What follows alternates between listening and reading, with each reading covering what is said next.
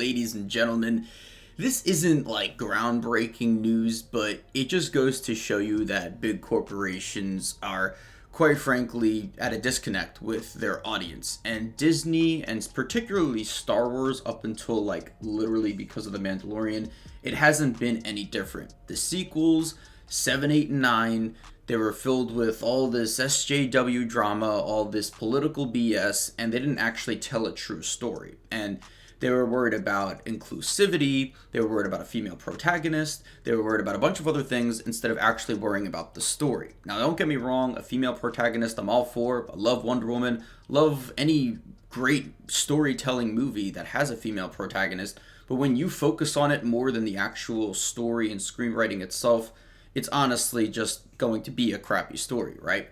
So before we jump into the video and this particular situation, guys, don't forget to drop a like, subscribe, turn on post notifications so you know when I upload another YouTube video.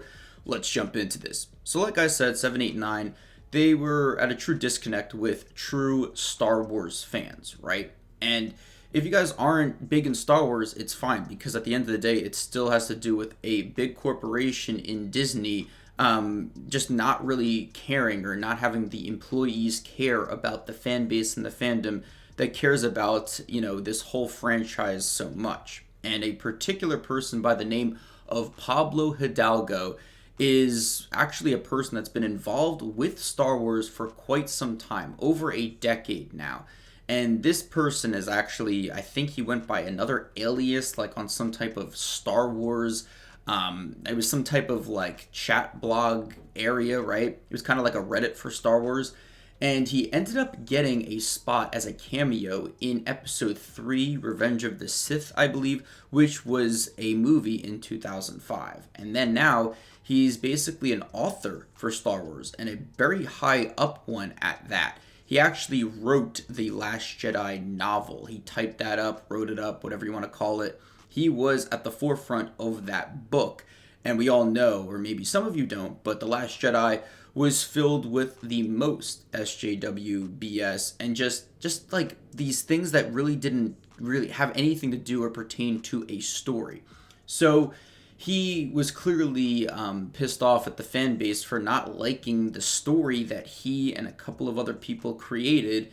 And he's been very defensive on, his property of Star Wars, that being like The Last Jedi, essentially, right? Because that's what he's been known for in this industry, for creating the novel of a very terrible movie, probably one of the worst movies of all time, especially for a prestigious franchise such as Star Wars. So with that being said, there's another YouTuber by the name of Star Wars Theory, in which is the largest Star Wars YouTube channel to date.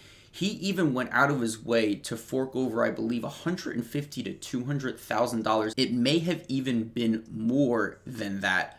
But he essentially created a original Darth Vader short film, and a lot of people loved it. It got tens of millions of views. I mean, it blew up. He's known for basically, talking about anything Star Wars, right? So he actually reacted to the Mandalorian Season 2 finale, which was, in fact, if you're a Star Wars fan, amazing.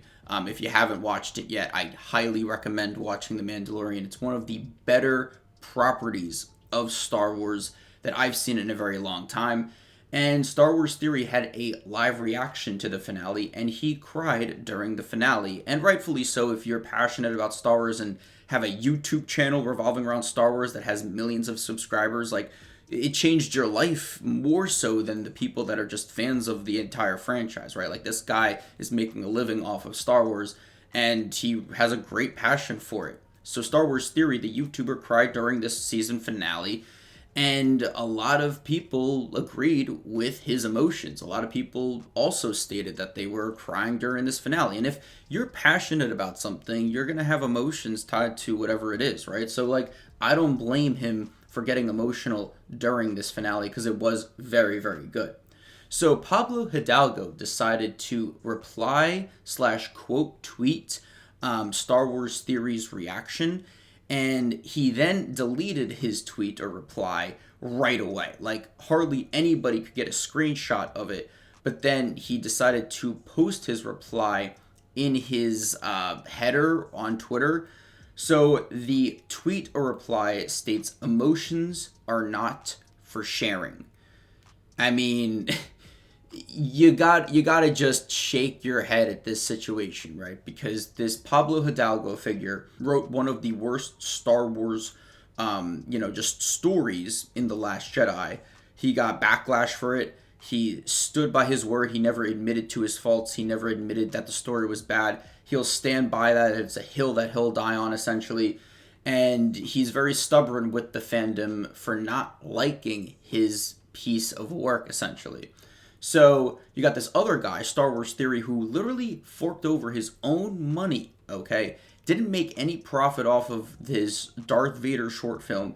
He's, made countless videos about Star Wars, whether it's like, about the movies or about things in between the movies or outside of the movies entirely. Like, this guy is all about Star Wars. This YouTuber who just has a passion for it. And yeah, he makes his money on YouTube ad revenue, but like, I mean, he's not like somebody who is simply just making Star Wars videos for the hell of it. He started out as a small YouTuber and built it from the ground up. This guy has a passion for it.